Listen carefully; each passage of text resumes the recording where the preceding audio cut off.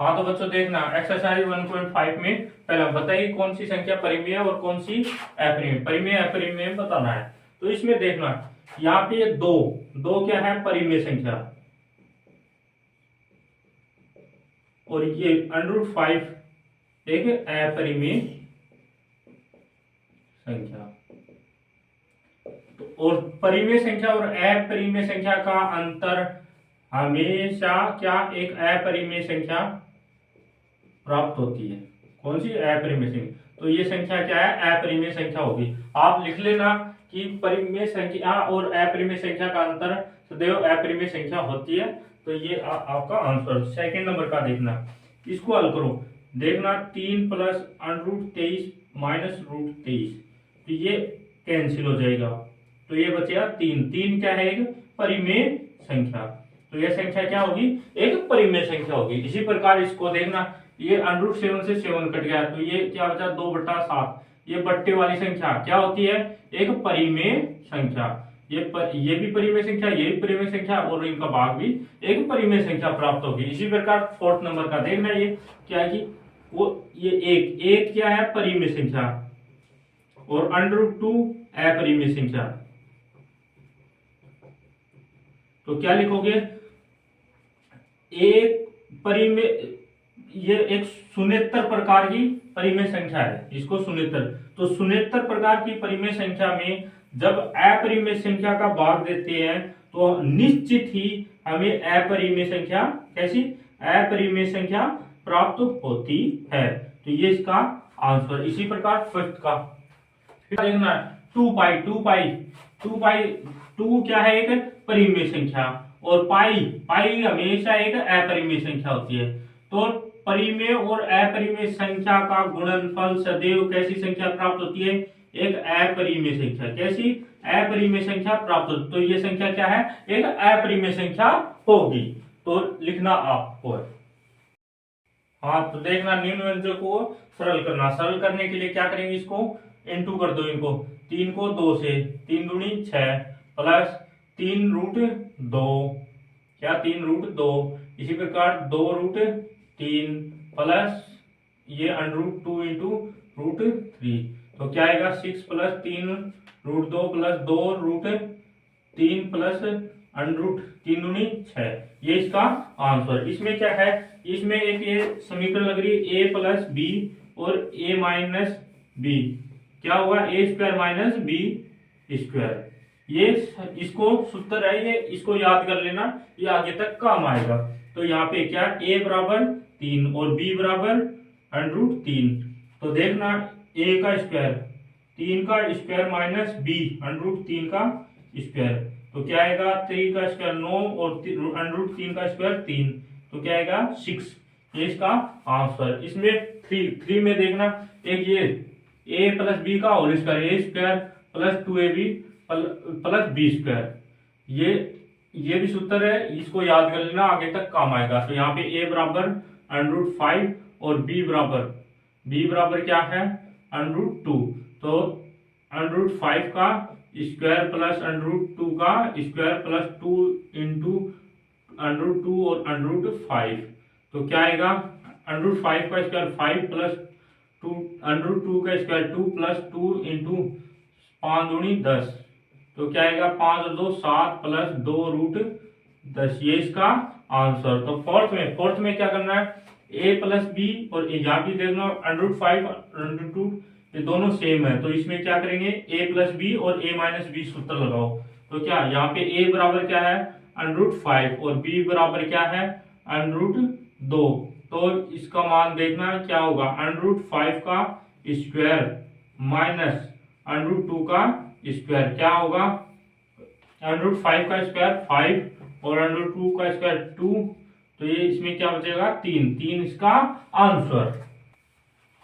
हाँ तो देखना क्वेश्चन नंबर 3 आपको याद होगा कि पाई को एक वट की परिधि मान लीजिए c और उसके व्यास मान लीजिए d के अनुपात में परिभाषित है, अर्थात पाई बराबर c/d। तो इस तथ्य का अंतर विरोध प्रतीत होता है कि पाई अपरिमेय है। इस अंतर विरोध का निराकरण करना है अपन को। तो इसमें क्या है इसकी परिधि क्या है वर्त की परिधि c और इसका व्यास ये है d मान लिया। तो इसको देखना अपन क्या है, तो ये देखना अपन इसमें से देखना पाई, पाई एक कैसी संख्या है, अपरिमेय संख्या है, पाई एक अपरिमेय संख्या है। लेकिन देखना c अपॉन डी, ये तो आप कहोगे कि ये तो p बटा q के रूप में ये एक परिमेय संख्या होनी चाहिए, नहीं, इसमें क्या है कि या तो c या d, इसमें से कोई भी एक संख्या अवश्य कैसी होगी, अपरिमेय संख्या होगी, अपरिमेय संख्या। आप कहोगे जैसे पाई का मान अपन 22/7 लेते हैं, ये तो एक p बटा q है, ये तो परिमेय होगी, ये एक अपरिमेय संख्या मानते हैं अपन। क्या है कि इसमें से अपन ये मान अप्रोक्सीमेटली यानी कि लगभग लेते हैं, कि क्या है कि ये 7 इसका फिक्स मान नहीं होता, ये इसमें लगभग मान लेते हैं। इसी प्रकार 22, इन दोनों में से कोई भी एक संख्या जरूर अपरिमेय संख्या होती है। तो देखना इसमें क्या है कि ये 22 या 7 में से एक अवश्य क्या है, अपरिमेय संख्या होगी। तो इसी प्रकार यहाँ भी अतः हम कह सकते हैं C, चूंकि C या D में से कोई एक संख्या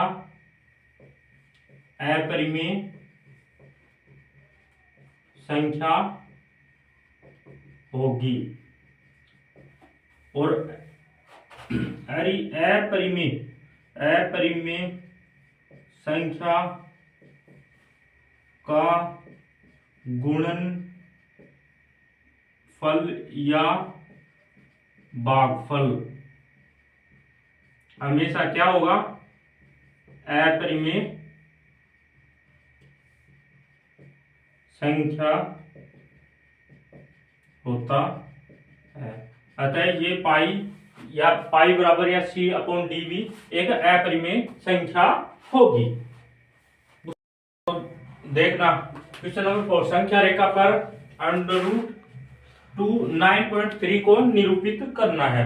तो इसको निरूपित करने के लिए आप नोटबुक में अच्छी तरीके से मैं थोड़ा समझा देता हूं, आप कर लेना। तो देखना अपन को स्केल लेकर इसको 9.3 √ को भूल जाओ एक बार, 9.3 से मेरी एक रेखा खींचनी है। तो ये 9.3 की एक रेखा है A और ये बिंदु होगा B, कितनी 9.3 की। अब क्या करना है आपको, आगे स्केल रखकर 1 सेंटीमीटर और आगे खींचना है, ये होगा बिंदु C। क्या होगा, बिंदु C। अब क्या करना है आपको, AC का मिड पॉइंट मध्य बिंदु ज्ञात करने के लिए प्रकार को आधे से ज्यादा खोलकर एक ऊपर की तरफ और एक ये नीचे की तरफ चाप काटना है। यहाँ A पर वापस नोक रख के उतने से एक चाप इधर एक चाप इधर काटना है। और अब इन दोनों को इस प्रकार से ये यहां से जाएगा, मिला देना है। तो ये बिंदु क्या होगा, O। आप नोटबुक में करें तो सीधा बनेगा, तो यहाँ ये O बिंदु होगा। अब आपको प्रकार को इनों को यहाँ पे O बिंदु पर रखकर यहां तक खोल लेना है आपको, इस प्रकार A तक। और खोलकर क्या करना आपको, ये अर्धवर्त इस प्रकार से ये यहां से लेके ये अर्धवर्त बनाना आपको, ये यहां तक जाएगा C तक, ये अर्धवर्त बन गया। अब क्या करना आपको, वो इस D स्केल आता है एक, D स्केल जिसको अपन चंदा भी बोलते हैं, उसको यहाँ बिंदु B पर रखकर और 90 डिग्री का कोण बनाना है। 90 डिग्री का कोण बनाए यहाँ पे, और उसको ये चाप काटता है यहां तक ही बढ़ाना, आगे नहीं बढ़ाना है, यहां तक, मतलब आपको यहां तक मिला देना है। तो ये जो B यहाँ को बिंदु M लिख देते हैं अपन, तो ये BM होगा, इसका मान होगा √9.3। अपन को क्या है, संख्या रेखा पर प्रदर्शित करना है। संख्या रेखा पर प्रदर्शित करने के लिए क्या करेंगे आप, इस रेखा को C को और आगे बढ़ा दिया। अब क्या करना आपको, प्रकार को नोक को B पर रखकर M तक बढ़ाकर इसको इस प्रकार एक चाप काट देना है। तो ये यहाँ पे मिलते हैं, तो इसको बिंदु D दे देना।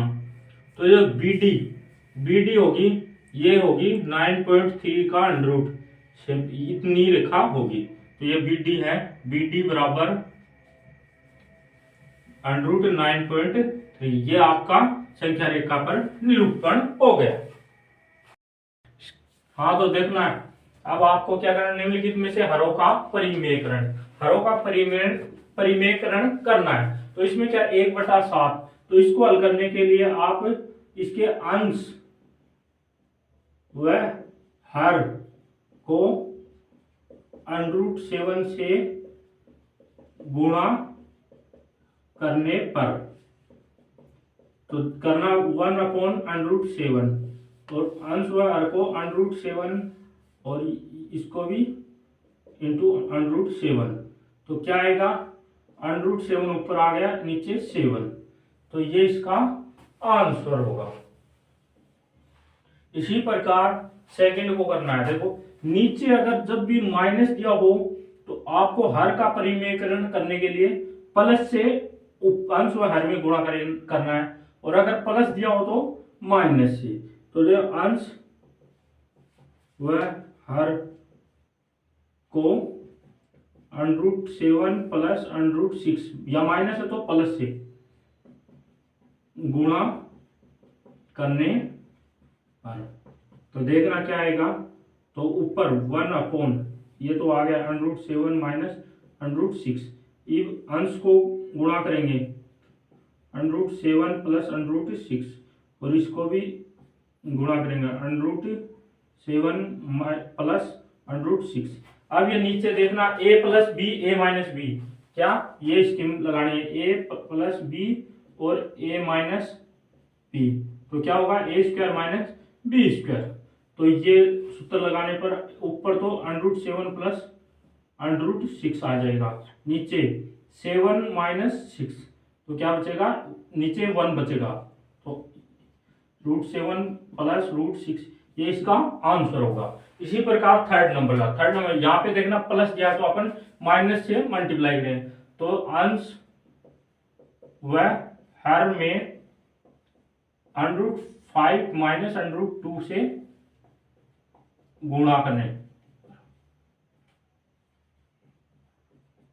तो देखना क्या है 1 ये √5 प्लस √2, अब अंश में √5 माइनस √2 और ये नीचे √5 माइनस √2, तो उसी प्रकार ये सूत्र लगेगा यहाँ पे, क्योंकि a plus B a minus b², तो क्या होगा, इसको ऊपर तो यही बचेगा, नीचे a² 5 माइनस b² यानी 2, तो क्या बचा √5 माइनस √2/3, ये इसका आंसर। इसी प्रकार फोर्थ का करने के लिए क्या करेंगे, अंश या माइनस दिया हो तो प्लस से, अंश व हर को √7 प्लस 2 से गुणा करने पर, तो इसको गुणा करेंगे, तो देखना क्या है, यहाँ पे ये √2 है या 2 सही है, तो देखना आगे क्या है, तो 1 √7 माइनस 2, तो यहाँ पे गुणा करेंगे अपन प्लस से √7 प्लस 2, और ऊपर भी मल्टीप्लाई √7 प्लस 2 से, तो क्या आएगा, ऊपर तो ये √7 प्लस 2 आ जाएगा, नीचे ये स्कीम लगा दो a plus B a minus B, तो a का स्क्वायर यानी 7 माइनस b का 2 का स्क्वायर 4, तो क्या बचा 3, तो ये क्या आएगा √7 प्लस 2/3, ये इसका आंसर। बच्चों ये आपकी एक्सरसाइज 1.5 कंप्लीट। तो आपको हमारी ये वीडियो कैसा लगा तो ये कमेंट करके जरूर बताना। अगर हमारा चैनल अच्छा लगे तो चैनल को सब्सक्राइब जरूर कर ले और अपने दोस्तों में शेयर करना ना भूलें।